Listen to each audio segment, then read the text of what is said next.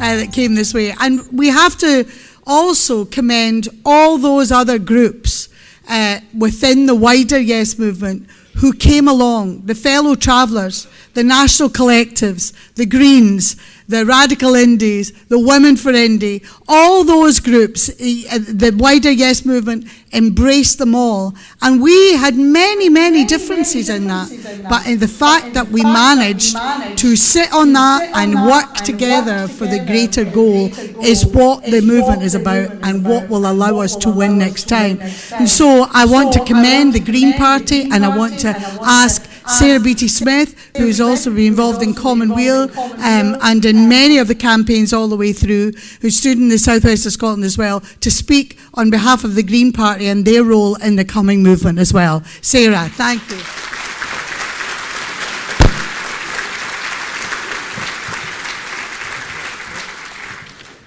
I just give Tommy his speech back. Well, thank you so much for having me, and thank you, Elaine, for that lovely introduction. I was saying to Kat before we came up here that it feels kind of weird to be back on an independence panel. I think it has actually been years since I've done this, so sorry if I'm a bit rusty. So we've been asked today to talk about the movement as a whole, and I think I want to talk about how we build. For me, there's a really crucial lesson for us, actually from an unusual friend from the world of international development. And there they talk about building back better. So after a natural disaster, after a war zone, organisations like Oxfam or the Red Cross will go into a community and not just reconstruct that community how it was before, but look at what they can improve, how they can make that community more resilient to disasters in the future. Now, I don't know about you, but the 19th of September certainly felt like a disaster to me. I don't know what else would cause me to be sitting on my bedroom floor in my pyjamas at 8 o'clock on an evening, sobbing into my hobnobs. But we need to be building back better for next time. And I think there's a lot that we can learn from last time round, and lessons about what the Scottish Independence Convention can do as well. Now, I really like the structure of today, talking about policy, about strategy, and about the movement itself. And I think there are lessons in each of those areas for the next campaign. Looking at policy, I think we learnt a lot actually from what Ben was saying this morning, and from Nicola McEwen and co, about what went wrong last time and some of those unanswered questions. Actually, I think there's a lot of reasons around policy why people voted no.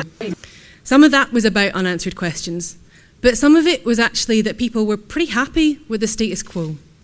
Either people were afraid of change, that it would put their own position in jeopardy, or that they were actually doing kind of all right, thanks very much. Now, we need to address both of those, and we need to address the unanswered questions as well. And I'm really pleased to see Commonweal leading on this white paper project. I think it's a crucial piece of work, and please, again, if you have any spare cash, even a £5 will help. It's all going towards incredibly good work by some really hard-working folk, so do help them out. I do have a worry about this thing about answering these unanswered questions. I have this really horrible feeling of dread in the pit of my stomach that actually we're kind of the school kid who's been told off and scolded really badly by the teacher when we've gone with a piece of homework. And we've spent the last few years going and redoing that homework, going, here it is, it's better now, how about this? And actually, it turns out that it wasn't the homework that was wrong, the teacher just didn't like us.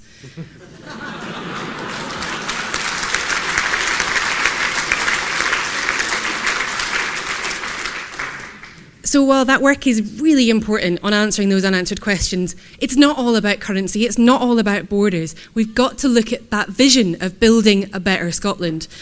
And I think actually we need to be using the power that we already have in Scotland to do exactly that.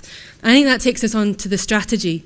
Now, Tommy's just mentioned this issue about the Yes movement, the SNP as a party, and the Scottish Government being conflated time after time. Now, for all the trying, I think that is inescapable. I don't think we're going to get past that in the next campaign. So how do we use it?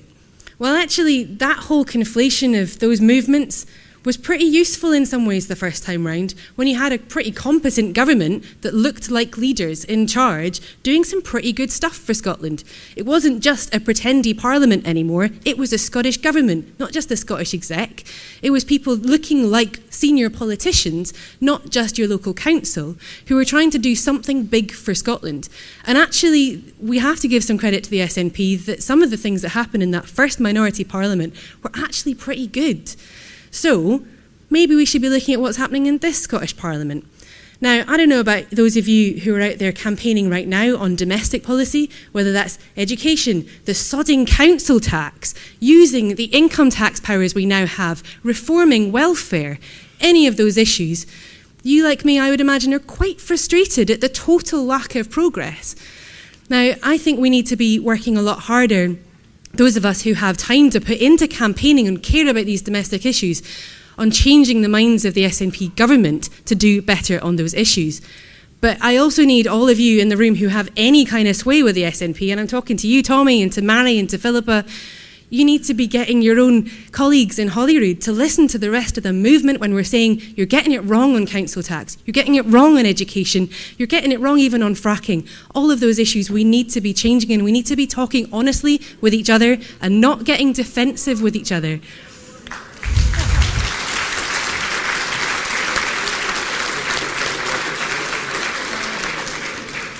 I'm already slightly dreading what my Twitter timeline is going to look like after having said that, so have fun, guys. But look, I think alongside all of that, we do need to, like I say, we need to give credit to the SNP for what they've already done, but we need to make sure that that movement is not just about the SNP as well, and that it is diverse. And I think, like Stuart Kirkpatrick was saying earlier, that means we need to think really seriously about the structure of the next campaign. He said, let's not have another Yes Scotland. I agree with that. Now, I wonder whether the Scottish Independence Convention is the body to do that. I think it may well be. We need to have a lot more democratic say for the grassroots activists in this movement, and not just the top-down approach about this is the strategy and this is the message and this is the policy and this is what we're all going to agree. How about we get together, maybe even online, maybe in person, and we talk about the kind of policies we've been talking about today. We agree the messages, and then we go out and we bloody work. And then we convince the people in the housing estates, in our next door neighbours, in our staff rooms. We talk to each other and we build that movement together. That's what we need to be doing next. So look, the movement itself, I think the Scottish Independence Convention can be doing a lot, but there's a lot more that we need to be learning from last time as well. The launch of the Yes Scotland movement, I don't know how many of you remember that wonderful photo of lots of white men in suits. I don't want to see that again next time. We are a diverse country. We are a huge country full of different people from different backgrounds, and we cannot have the same group of people up there every time representing what that country looks like. I think Kat's going to say it too, but maybe that means that that's not us, the people on these panels doing the same talking over and over again. But we also need to take on the good bits of what happened in our movement last time. One of the favourite things for me in the last campaign was working with this group of people along the top row over here, the Yes Edinburgh North and Leith crew. Exactly, right. Round of applause for them. They were amazing, by the way.